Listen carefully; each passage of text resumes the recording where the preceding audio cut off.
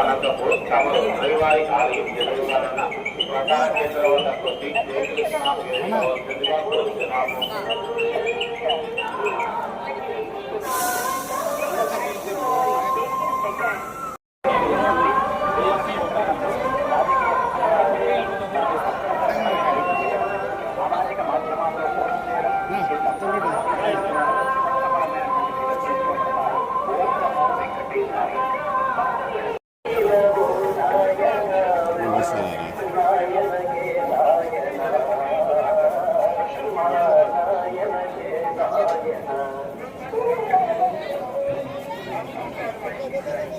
பக்தர்களுக்கு அறிவிப்பு.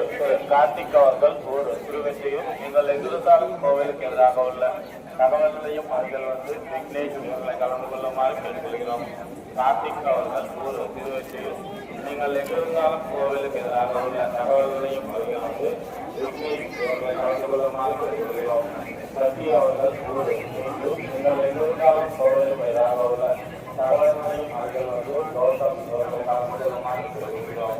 சசி அவர்கள் நீங்கள் எதிர்காலம் கோவிலுக்கு எதிராக உள்ள தகவல்களையும் அவர்கள் கௌதம் இவர்களை கலந்து கொள்ளுமாறு கேட்டுக்கொள்கிறோம். కలియుగ వైకుంఠ దైవం దేవదేవుడు వెంకటేశ్వర స్వామివారిని ఈరోజు ఉదయాన దర్శించుకోవడం నా అదృష్టంగా భావిస్తున్నాను. ఆంధ్రప్రదేశ్ అభివృద్ధి నరేంద్ర మోడీ గారి సహకారంతో వేగంగా అభివృద్ధి జరుగుతుంది. ఈ అభివృద్ధి నిరంతరం కొనసాగాలని, భారతదేశంలో ఆంధ్రప్రదేశ్ ఎన్డీఏ పాలనలో ఒక అగ్రగామి రాష్ట్రంగా అభివృద్ధి చెందాలని ఆకాంక్షిస్తున్నాను.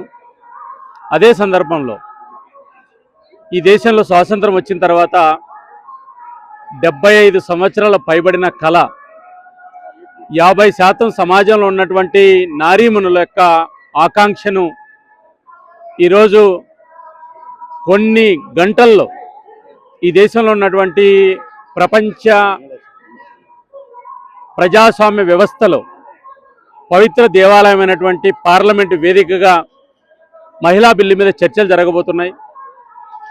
ఎన్డీఏ పాలనలో నరేంద్ర మోడీ గారి నేతృత్వంలో ఈరోజు ఎవ్వరూ ఊహించని రీతిలో 30-40 సంవత్సరాలుగా ఏదైతే ఉర్రూతలొగిస్తున్నటువంటి మహిళా రిజర్వేషన్ బిల్లు ఏదైతుందో, ఈ దేశంలో ఉన్నటువంటి సోదరీమణుల ఆకాంక్ష ఏదైతుందో దాన్ని నరేంద్ర మోడీ గారి నేతృత్వంలో ఎన్డీఏ ప్రభుత్వం ఈరోజు బిల్లును తీసుకురావడం అనేటువంటిది కోట్ల మంది మహిళలు ఈరోజు స్వాగతిస్తున్నారు. ఇది రాజకీయాలకు అతీతంగా అందరూ కూడా మద్దతు ఇస్తారని చెప్పి భావిస్తున్నాం.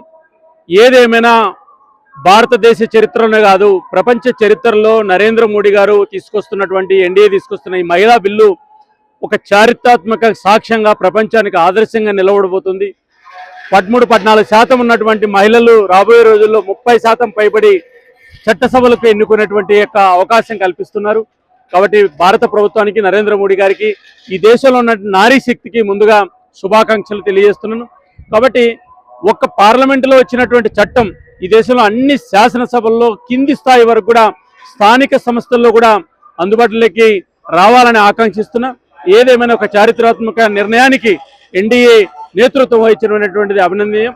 ఆంధ్రప్రదేశ్ సంబంధించినటువంటి దేవాలయాలకు సంబంధించినటువంటి కీలకమైనటువంటి చర్చ.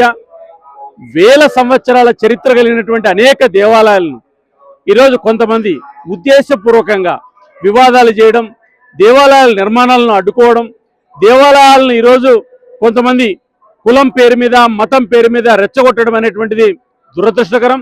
కొంతమంది ఆంధ్రప్రదేశ్లో పనిగట్టుకొని హిందూ దేవాలయాల మీద, హిందూ ధర్మం మీద, హిందూ ధర్మ ప్రచారం మీద, లేదా హిందూ సంస్కృతి మీద దాడి చేయాలనేటువంటి ఒక ఏదైతే ఉందో ఈ కుట్రలు ఎన్డీఏ ప్రభుత్వంలో కానీ మా ప్రభుత్వంలో కానీ చెల్లవనే విషయాన్ని నేను గుర్తు చేస్తున్నా. సమాజం బాగా గమనిస్తుంది. ఈ రాష్ట్రంలో అన్ని మతాలను గౌరవిస్తుంది ఎన్డీఏ ప్రభుత్వం. అదే సందర్భంలో హిందూ ధర్మం యొక్క ఔన్నత్యం కానీ, హిందూ ధర్మం యొక్క సంస్కృతి కానీ, హిందూ దేవాలయాల జోలికి కానీ వస్తే ఖచ్చితంగా ఈ ప్రభుత్వం విడిచిపెట్టదు. కఠినంగా చర్యలు తీసుకోవాలని చెప్పి కూడా నేను కోరుతున్నా. గోదావరి జిల్లాలో దేవాలయాలను వివాదం చేసి కావాలని ఈరోజు కొంతమంది రాజకీయ పబ్బం గడుపుకున్నటువంటి చర్యలు ఏవైతున్నాయో వాళ్ళ మీద ఉక్కుపాదం అణిచివేయాలని చెప్పి, కఠినమైన చర్యలు తీసుకోవాలని చెప్పి నేను రాష్ట్ర ప్రభుత్వాన్ని కూడా విజ్ఞప్తి చేస్తున్నాను.